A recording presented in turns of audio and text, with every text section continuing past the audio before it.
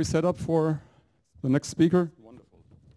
So the next speaker and last speaker of this year's Heidelberg Laureate Forum is Martin Hellmann.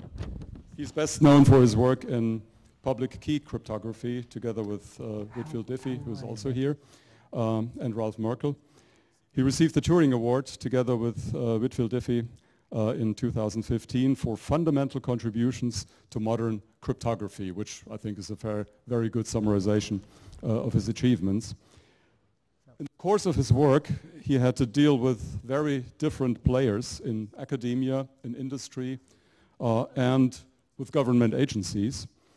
And this experience got him interested in questions of ethics of research and other fundamental issues. And from this very broad perspective, he will today talk about ingredients for successful research. Martin, we're glad you're here, and the floor is yours.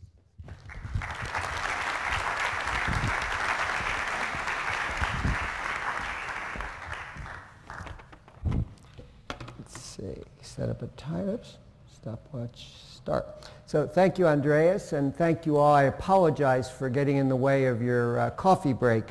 So I'm going to talk on ingredients for successful research. This is based on not quite secrets, but kind of secrets that I've observed over 50 years of doing research myself and also my colleagues.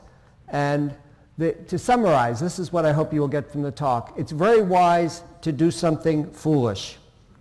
Secondly, don't run away from things you're afraid of, embrace them. Third, the best time to do research is when you don't know what you ought to know. Beginner's mind in Buddhism. Another, which we'll have to explain in the talk, is embrace the irrational, which sounds very strange in a mathematics and computer science meeting. And finally, even great papers are sometimes rejected. So even if you have a paper that's rejected, don't think you should run away. So let me hit the wisdom of foolishness first. How did I come to understand the wisdom of foolishness? Well, my wife. What happened about her name is Dorothy. So about 30 years ago, she had bought a deck of tarot cards. These are fortune-telling cards, and she was doing them on the table, and I wondered, you know, what is she doing, this strange woman? We don't believe in things like that. We're rational people. So fortunately, I'd learned enough, and I actually asked her, why are you doing this, instead of treating her like she was crazy? And she explained that she had some fear of tarot. And this is understandable, not because the church, not so much today, but 100, 200 years ago, made anything that was at all mystical, anything irrational, was of the devil, because the church wanted a monopoly.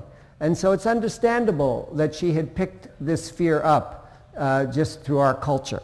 And what she said was very interesting. She said, I decided if I was going to be afraid of it, I ought to know what it was first. She embraced her fear, which was actually quite helpful to me.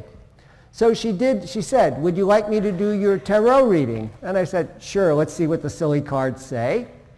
So she did the reading, and it ended up, I was the fool. This is one of the cards. And my reaction initially, I didn't say it so much, but I was thinking, I'm no fool. I'm a famous professor. I've done all this great work. These cards are crazy.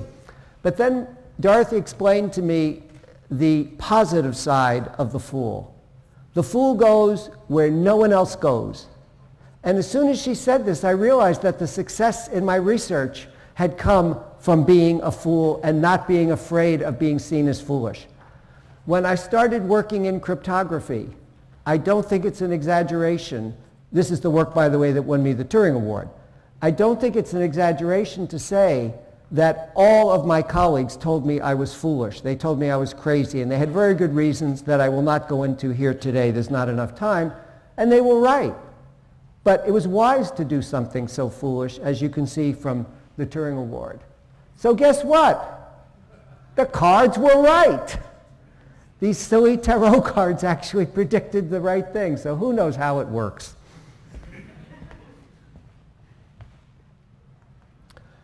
There are other examples. I could go on for all day actually, let me, the laureates who are here, raise your hands. Let's see, there's about, how many of you did work that was regarded as foolish? Yeah. Okay, you see, almost all of them.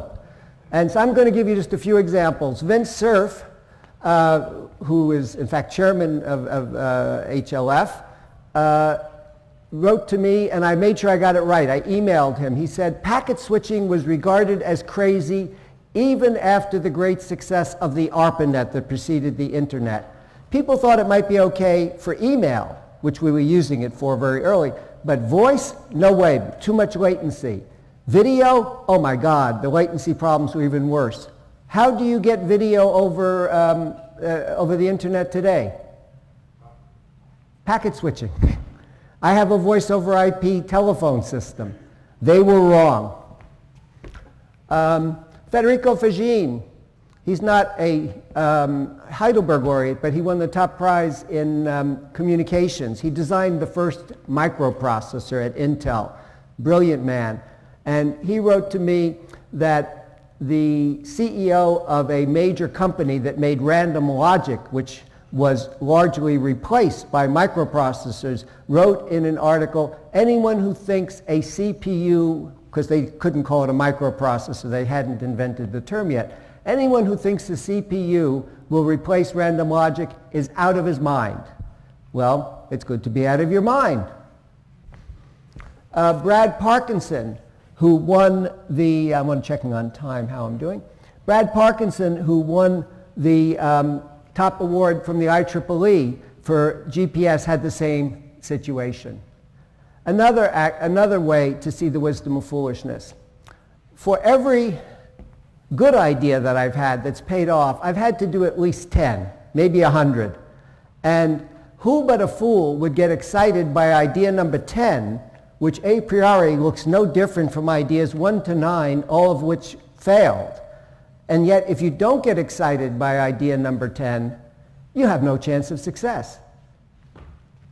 So let me give you some examples to not on so much the wisdom of foolishness here, but rather beginner's mind. So I'm going back to my PhD thesis 50 years ago. It was on something called learning with finite memory. And the mathematics is not that important, but you'll see the conclusions are. You have a sequence of observations, x1, x2, an infinite sequence that are independent random variables identically distributed according to some probability distribution p of x. And p of x is one of two known distributions. So all the variables are picked according to either p1 of x or all of them are picked according to p2 of x, both known. And it's well known in this case that the error probability goes to 0 exponentially as the number of samples tends to infinity, the Bhattacharya or the Chernoff bound, for example. But what happens if memory is limited, as it always is? Finite, that's the learning with finite memory. Well, when I first came to this in 1966, 67, there were about 20 papers, and they all defined finite memory the same way. You could remember the last K observations.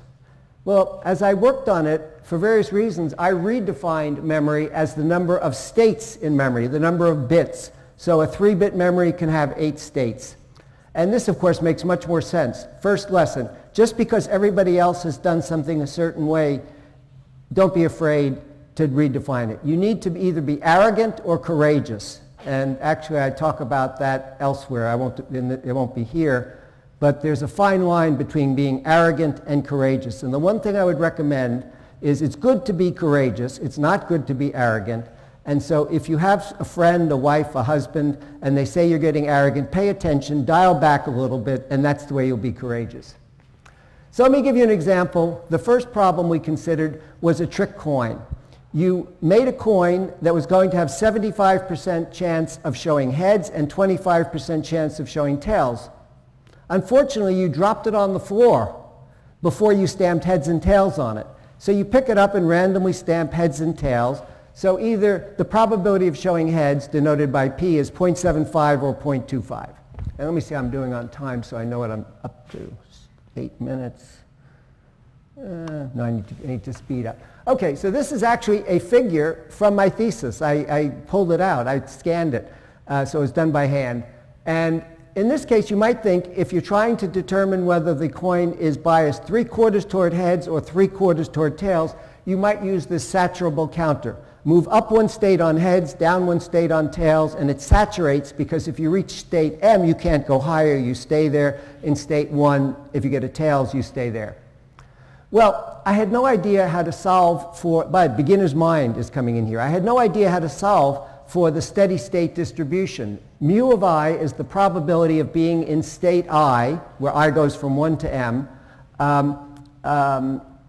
as the number of observations tends to infinity. Well, the usual way to do it is to look at the fact that, like, state 2 has probability flowing into it from state 1, and from state 3 you get a second order difference equation. So just like in differential equations, you end up with a solution which has two undetermined coefficients A and B. But lo and behold, A turns out to be 0. So you just have one undetermined coefficient, really, B, that has to be solved from the boundary conditions.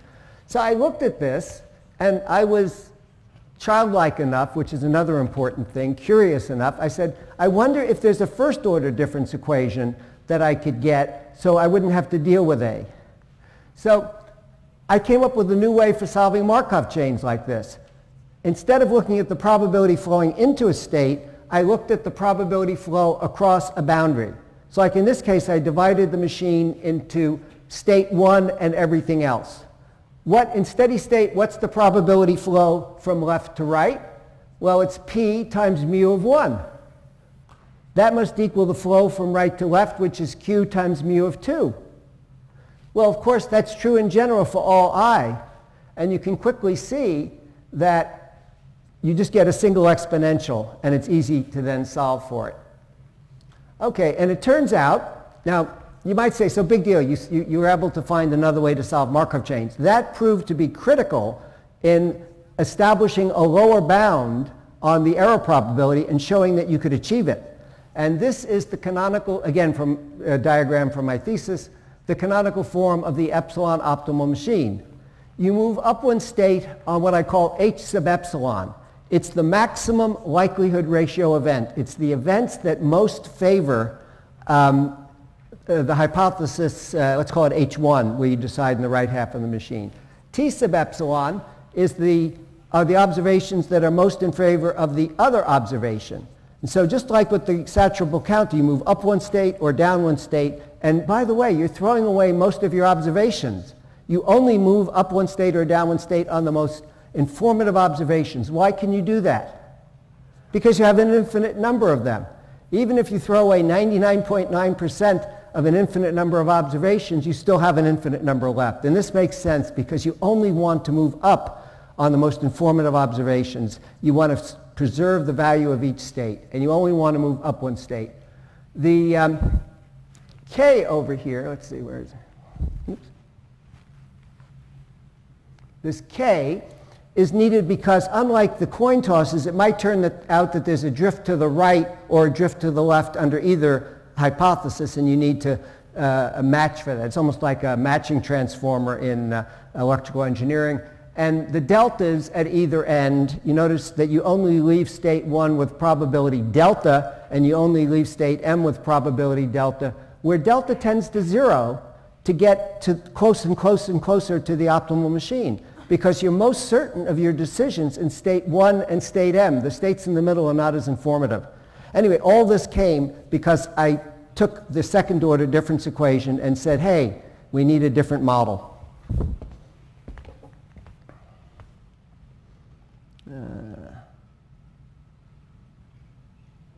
11 minutes. Yeah, running a little behind, so I better speed up. Okay, my first year of graduate work, so this is for those of you who sometimes wonder, should I continue doing my PhD? Who am I to make an original contribution to research? I had that same second year slump. I felt like I'd hit a brick wall just before I got this result that became my thesis, and I was wondering, should I drop out of the PhD program? Well, over spring break, I decided I was going to, part of the problem was I was taking a lot of courses, so over spring break I was going to put in at least 40 hours, just like a regular job, doing research. Within the first half hour, Oh, let me back up. Within the first half hour, I had the result. So you can go, especially with theoretical research, from thinking you're dead to being totally alive and in heaven in a very short time. And by the way, if something happens in half an hour like that, it meant that it's not purely rational thinking. Something was going on at an unconscious level, and I don't have time to go into it, but one morning I woke up and I just had the solution to a problem that had been bothering me, and clearly my unconscious mind had been working on it. And actually I'll skip those because I'm running behind. I wondered, could I play all day, sleep all night, and get great research results? I mean, this sounded fun. Of course, you have to do the hard work to put all the raw ingredients in there for your unconscious mind to work on it. But there is an important lesson. Don't slave drive yourself. Don't just work and work and work and work. Give yourself time to let things marinate for the results to come up. And trust your intuition. Very quickly. There was a PhD student at Stanford who, he wasn't mine, but his advisor, who had been my advisor, really liked the research he was doing. But he had failed the PhD qualifying exam twice. And usually you cannot take it a third time. But he got a special dispensation, but he'd better pass it this third time. I offered to help him. I said, come to my house, I'll give you a mock exam. I gave him a question, and he was doing horribly. So I stopped him, and I said, so let's talk about how to do this differently. And as I described it to him, he said, that's what I was going to do initially. That's what I intuitively felt, but I figured it couldn't be that simple. And so when he took the exam, he didn't overthink things, and he passed. Beginner's mind, you can see it in the diffusion approach that I used in my thesis. But also I did my best work in cryptography. We came up with public key cryptography when I knew maybe 1/10 of the relevant mathematics that I now know. Of course, you were a math major, so maybe you were better. But would you also say that you did the best work when you knew much less than you now know? Well, of course. Of course. Well, that's the reason. But No, it's... Okay, no, but you did learn a lot more later. yeah, but I didn't discover other things because of the critical things I didn't. Okay. Well, I'm not saying you shouldn't learn more, but just don't be afraid. If you wait until you know everything you should know to do research in an area, you'll never do research because you'll never know it all. And many others have experienced this as well. I'll give just one example. Andy Viterbi would be better in a communications audience, but how many of you have heard of USC, University of Southern California? How many of you know that the engineering school there is the Viterbi School of Engineering? Why? Because Andy Viterbi gave them over $50 million. Now, how did Andy get this money? He and Irwin Jacobs founded Qualcomm, which is a huge company. But Andy had a paper. He's famous for Viterbi decoding, which some of you may have heard of. And I asked Andy, I had heard that he had trouble. The reason he came up with Viterbi decoding was because he didn't understand sequential decoding, which was the technique being used before. And he said it wasn't exactly right, but he did have trouble getting students to understand the performance of sequential decoding, so he attacked it in a different way.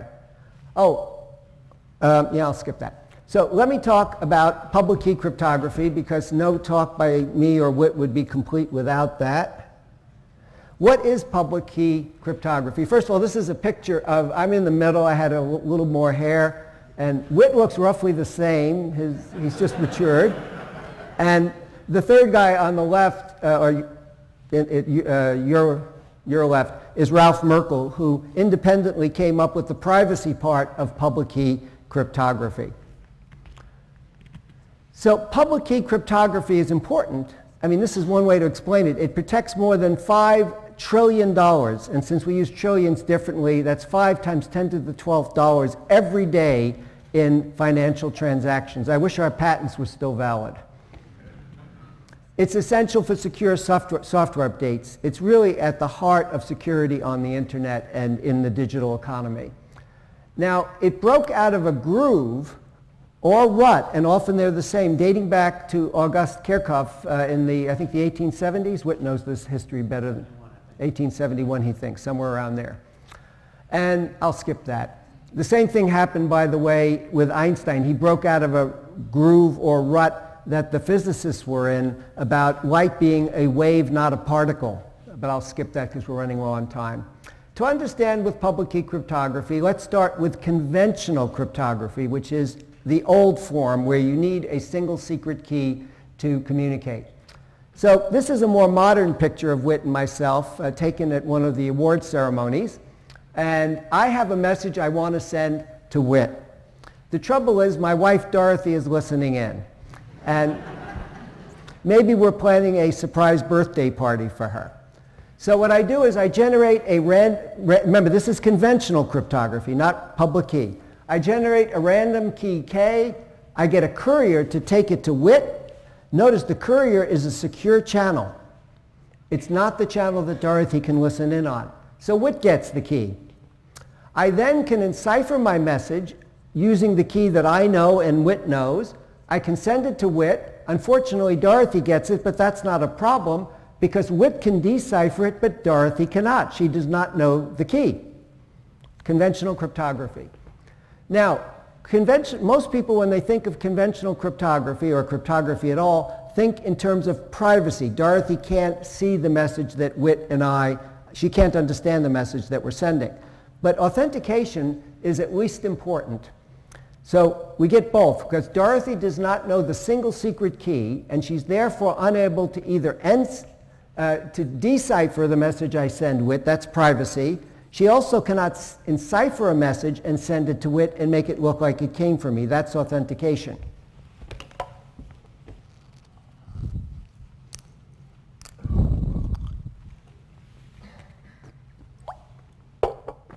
So the important thing is authentication is actually more important in the digital economy than privacy, even though most people don't think about it. Think about banking. If I'm writing checks on my bank account and you can read all the checks I wrote, you're violating my privacy. I'm annoyed. But what happens if you can write any check on my account? Then you're violating the authentication and stealing money. So authentication is at least as important as privacy. Now, what are the problems with conventional encryption? The first is that we need couriers or registered letters or something to send these messages. Let me see how I'm doing. 21 minutes. Yeah, I'm doing okay. The second problem is that conventional encryption can protect against third-party forgeries, like Dorothy injecting a message to Whit, but they don't prevent Whit, because he's a very dishonest character, in case you don't know this, from encrypting a message and sending it to himself and claiming that I sent it. Like if he's my stockbroker and I'm a client and he's trading in my account for his own purposes and he loses money, he wants to make it look like I sent the message. Because we share a single secret key. And public key cryptography can provide what we call a digital signature, and it's message dependent, which is very important. And this also is what's used for secure software updates. Well, let's look at how public key cryptography solves the first problem, that of couriers. It allows the seemingly impossible. And let me talk in terms of the room. I want to communicate with Whit, and we have not prearranged a key, have we, Whit? I hope he cooperates. We haven't. So if I call the message out to him, Bob Tarjan there, will hear it, and I don't want him to hear it. If I tell Whit the key, Bob will hear the key, so that I can't have a courier.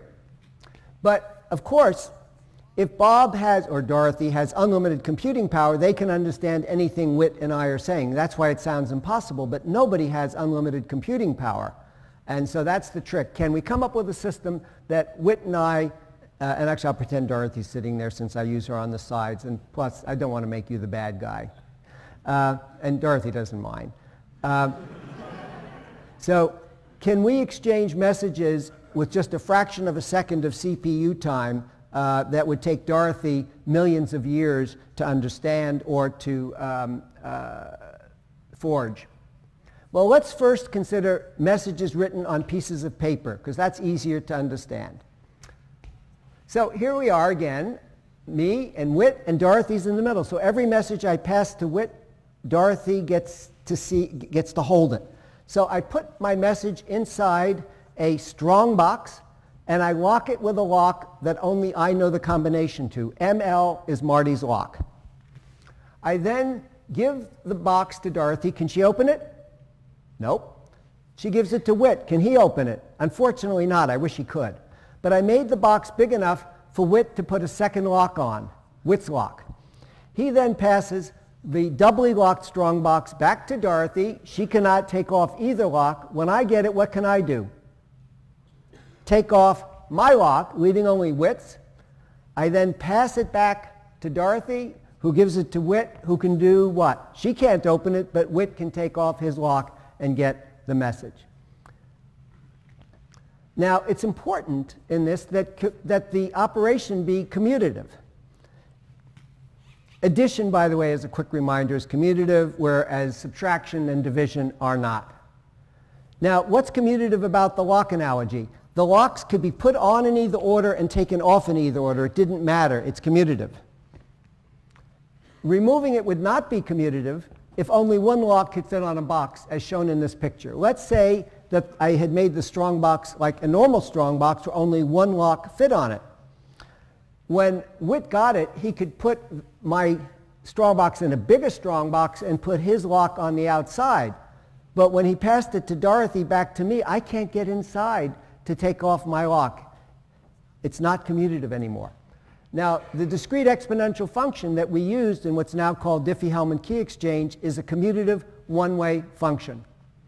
And I try to get this called Diffie-Hellman-Merkle Key Exchange because this part of the invention, we actually came up with a Merkle system. I won't go into the details, but Ralph deserves credit here. So the function that we used was y equal alpha to the x mod q, where q is a prime number and alpha is some base. Now, you can quickly compute exponentials like alpha to the 9th. You don't have to do 8 multiplications to get it. You square alpha, that's 1 multiplication, square it again, that's 3 multiplications, and you get alpha to the 8th.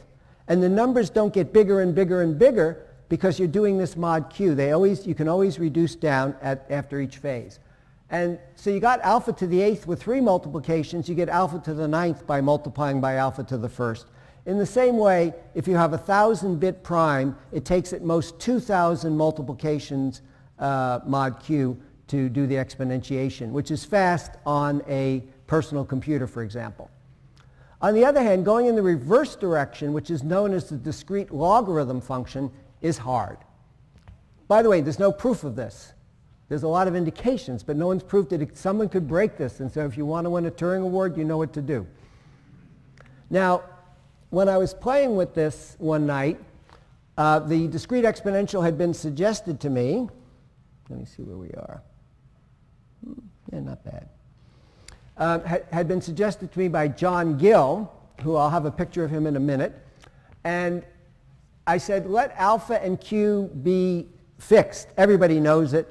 And then which could be secret and which could be public. We needed a secret key and a public key. X had to be the secret key and Y the public key, because it's easy to go from the secret key to the public key, but hard to go from the public key to the secret key.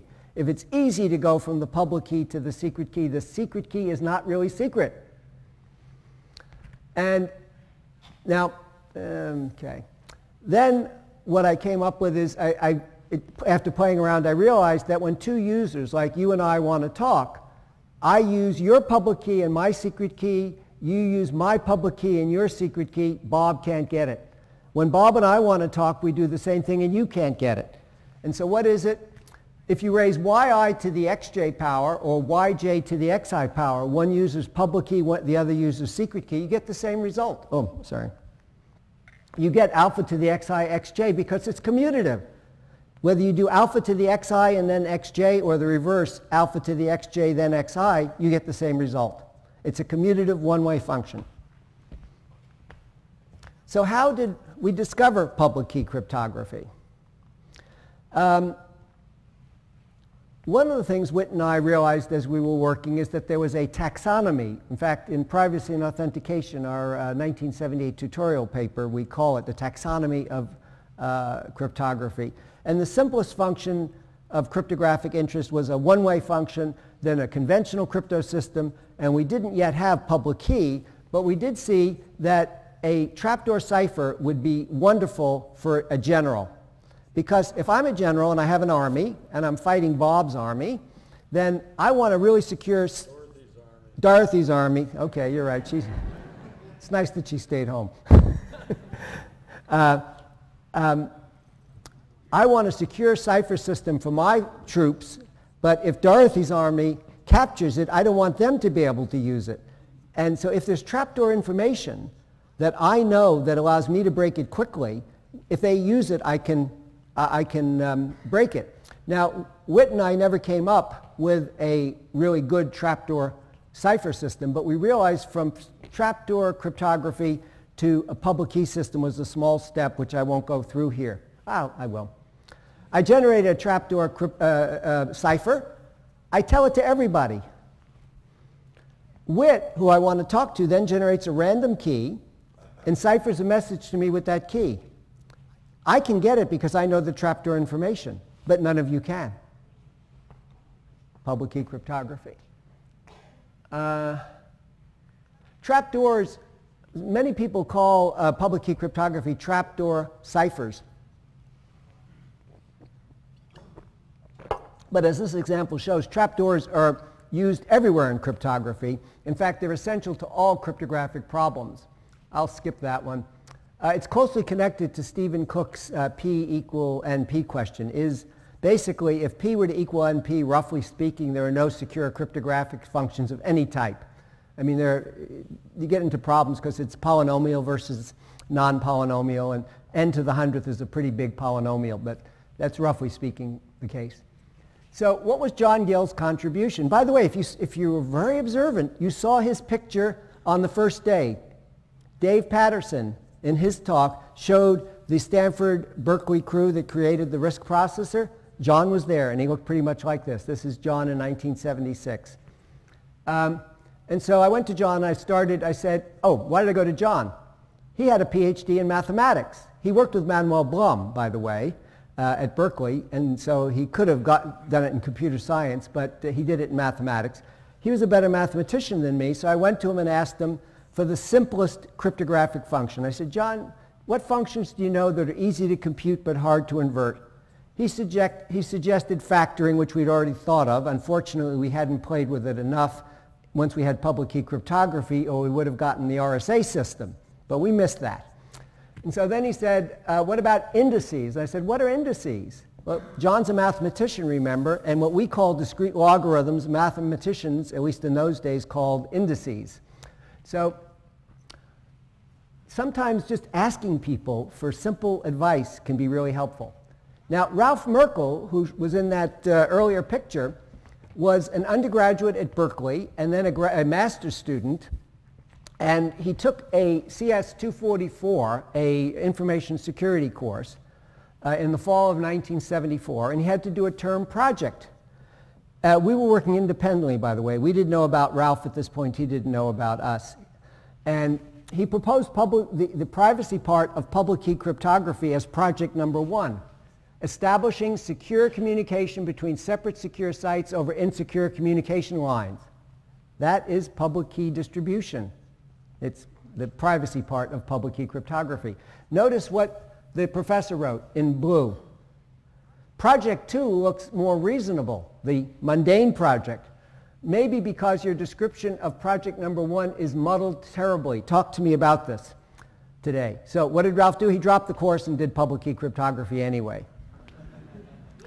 Unfortunately, the CACM rejected Ralph's paper. They eventually published it. The editor wrote, I was particularly bothered by the fact that there are no references to the literature. Has anyone else ever investigated this approach? No. She sent it to an experienced cryptographer, is the way she described him, because the referees are anonymous, who wrote back, the paper is not in the mainstream of present cryptography thinking. I would not recommend that it be published. So if you get a paper rejected, do what Ralph did. Keep at it.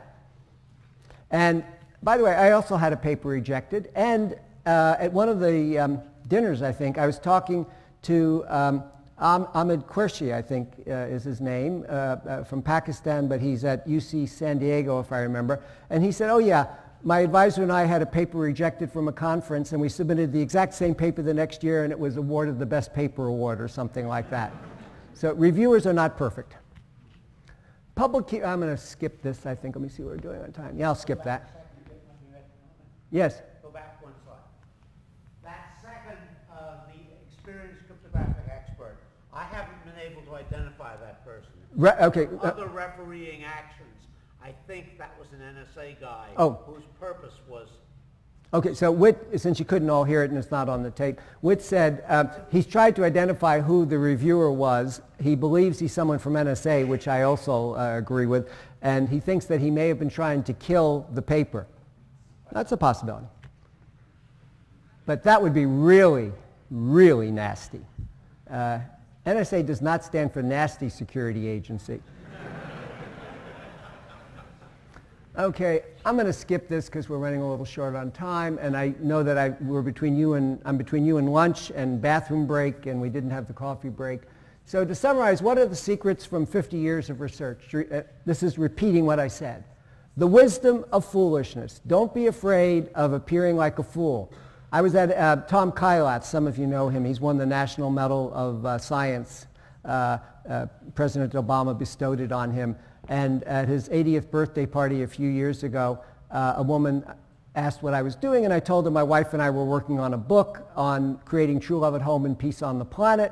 And she said, she was polite, but she said, you're barking up, you're on a fool's errand. Instead of getting mad, my face lit up and I said, thank you, that's the best compliment you could pay me.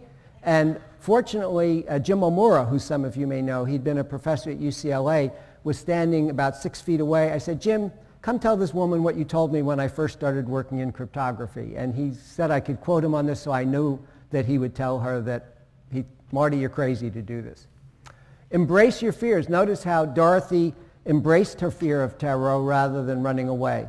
And I've had that happen too. There was some Richard Tropel's analysis of factoring algorithms, which showed the sub-exponential behavior. Initially, I felt, well, I can't understand that. And finally, one day, I sat down and just worked away at it, and it was easy. By the way, now it seems impossible again, because I've forgotten how to do it. Beginner's mind, don't wait until you know everything that you think you ought to know to do research, and embrace the irrational.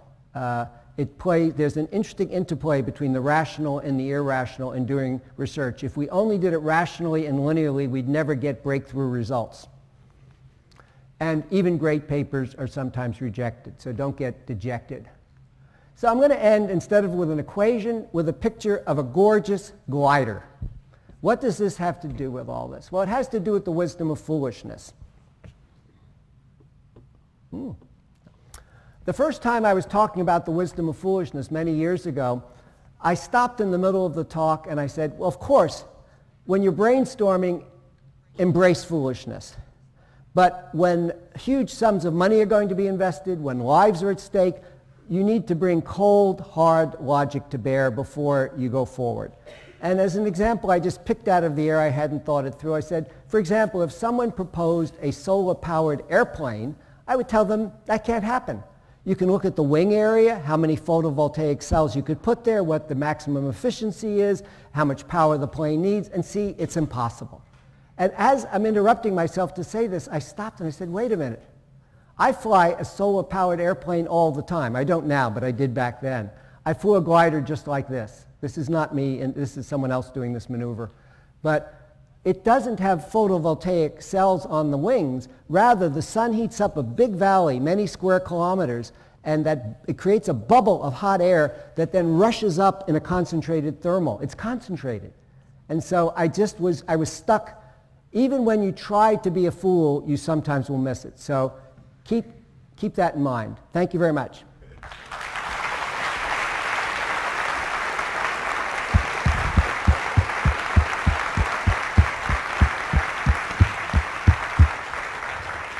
So Andreas, do we have time for some questions? Oh yes, absolutely. Thank you, Martin, for your very illuminating personal talk. First question, Bob. Well, I've been doing research for a long time now. I'm 85 years old after all. Oh, even a little longer than me. And I disagree with much of your advice. Oh, good. But there is one piece of advice I'd like to reinforce. It has to do with getting discouraged. I started graduate work in 1954. My first publishable paper, or so I thought it was publishable, was finished in 1955. And just after I finished it, I went to the library to see what's new. And there, in an Italian journal, was an article about my stuff. It was written by Alexander Ostrowski. And at first I thought, well, I've been scooped. But then I looked him up. He's been publishing papers since 1911. Aha, I thought, I'm catching up. So by the way, I have one school of thought about how to do research. You have another. Neither one is right, neither one is wrong. Try them both. Questions? Okay. I love this portable microphone. Yeah, I did, but I didn't. Yeah. Anyway, so I don't actually do research in cryptography, but I think about it a lot, and like quantum cryptography, and you were talking about like they're all these crypto systems are based on trapdoors, and like something I often think about is like, aren't there like heaps of trapdoors? Like I feel like I'm always like I do maths research, and I'm always doing these things that I feel like can't easily be reversed, and then I'm like, is there a crypto system that could like naturally somehow arise from that? But like, I don't know, are there, what do you think are the main obstacles to like turning a trapdoor that you see into a crypto system? Or is it just that like Luck. you can't verify that it really Luck. is a trapdoor? I think luck is the main obstacle, Okay. and you never know. Like the trapdoor knapsack that Ralph and I worked on turned out not to be so good. Ron Rivest had a MD, let's see, Ron's algorithm. He's had systems that have been broken. So you have to not be afraid of having systems broken, is what I'd say. And just try it and take it to somebody else and see what they say. Because you need a fresh mind. Len Adelman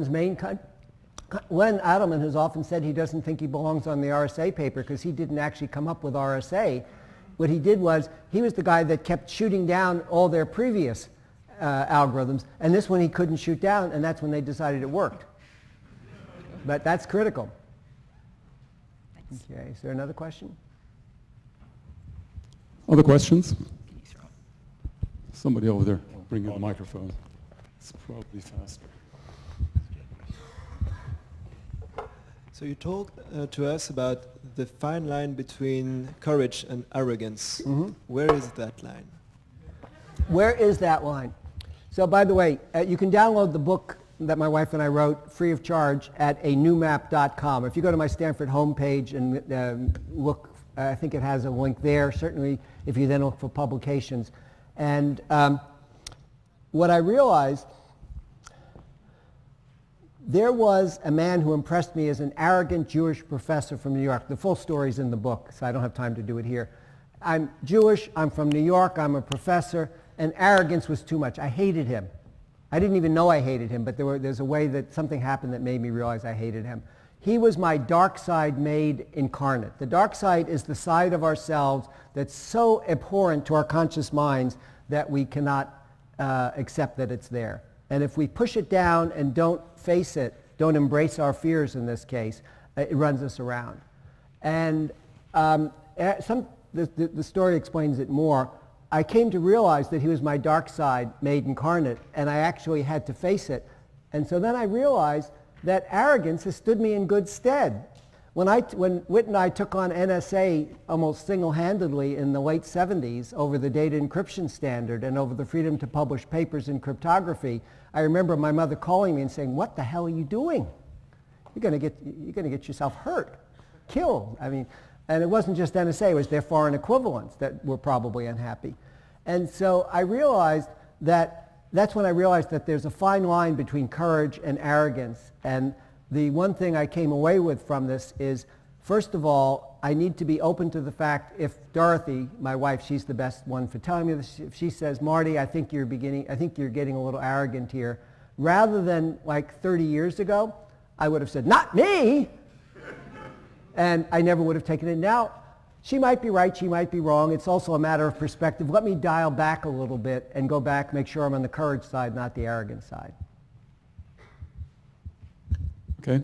One more question. Oh, I can't possibly throw it back there. Well, Somebody in the middle will help me. Relay it. Sorry. Without killing any of the young Funny, researchers. Thank you. Sorry for any casualties along the way. So my question is about the information sharing that we were doing. Like you send the key to the Diffie through Dorothy, and he puts a key, and he returns you, and you take off the key. Yes. But what if Dorothy puts a fake key with the name of Diffie and sends you back, Yes. and you perceive it as, Yeah, you got the question, right? Yeah, he just described the man-in-the-middle attack. What if when I pass the strongbox with one lock to Dorothy, instead of giving it to Whit for him to put his lock on, she puts her lock on. I can't tell the difference between her lock and Whit's lock, and she gives it back to me. I take my lock off, and then I pass it to Dorothy. I think it's got Whit's lock, but it's really got Dorothy's lock, and she can open it. It's called the man-in-the-middle attack, and there are ways to deal with it. I don't have time to go into it here. But so like SSL3, which is very much like TLS, the transport layer security, that guards against man-in-the-middle attack. It's a very important attack. Thank you for mentioning it. I actually thought about saying something, but we were running low on time, and so I'm glad the question came up. okay, we're exactly on time. Thanks again, Martin, for your presentation. Thanks everybody for attending.